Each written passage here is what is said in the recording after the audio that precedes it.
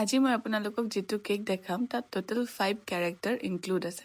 মানে বাৰ্থডে বয়ৰ এবাৰ মাহীয়েকৰ ওচৰত ডিমাণ্ড আছিল বোলে তাৰ কেকটোত মাৰ্বেলছৰ গোটেইকেইটা কেৰেক্টাৰ থাকিব লাগিব উইথ গৌৰ দ্য জাইণ্ট বুলি এটা কেৰেক্টাৰ আছে, সেইটো থাকিব লাগিব। মই পিছে ইয়াৰ আগত জনা নাছিলোঁ যে তেনেকুৱাও কিবা এটা কেৰেক্টাৰ আছে। আৰু কাষ্টমাৰগৰাকীয়ে মোক বিশেষ একো ডিজাইনো শ্বেয়াৰ কৰা নাছিল, কেকটো জাষ্ট মোৰ মতে বনাই দিব কৈছিল। চ' মই বহুত কনফিউজনৰ মাজত এই কেকটো বনাইছিলোঁ আৰু তেওঁলোকে ফণ্ডেণ্ট ইউজ কৰিব মানা কৰিছিল। চ' ষ্টিকাৰ্ছ এণ্ড ফক্স বল দি কেকটো মই ডেক'ৰেট কৰিছিলোঁ। একচুৱেলি সৰু ল'ৰা ছোৱালীৰ ক্ষেত্ৰত কেক বনাওঁতে মই সদায় অকণমান কনফিউজ হৈ থাকোঁ যে কেনেকুৱা ধৰণৰ কেক বনাম, বিশেষকৈ ডিজাইন যদি কাষ্টমাৰে নিজে শ্বেয়াৰ নকৰে।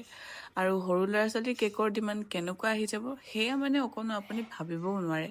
ডাঙৰ মানুহৰ ক্ষেত্ৰত কেক সদায় চিম্পলেই আহে বা অকণমান কিবা কিবি থিমত বনাই তেওঁলোকক সন্তুষ্ট কৰি দিব পাৰিম, বাট সৰু ল'ৰা ছোৱালীৰ ক্ষেত্ৰত কথাটো অকণমান চিন্তাৰ বিষয় হৈ পৰে। পিছে আজিৰ কেকটো মোৰ কাষ্টমাৰগৰাকী লগতে বাৰ্থডে বয় দুইজনে হেনো বহুত ভাল পালে। আৰু আপোনালোকৰো যদি আজিৰ কেক কেইটা ভাল লাগিছে তেন্তে মোক কমেণ্টত জনাব। মোৰ একচুৱেলি এইকেইদিন ভিডিঅ' দিয়া অকণমান লেট হৈছে, বাট অতি সোনকালে মই আকৌ ট্ৰেকত আহিম। That's all for today. বাকী আজিলৈ বাই।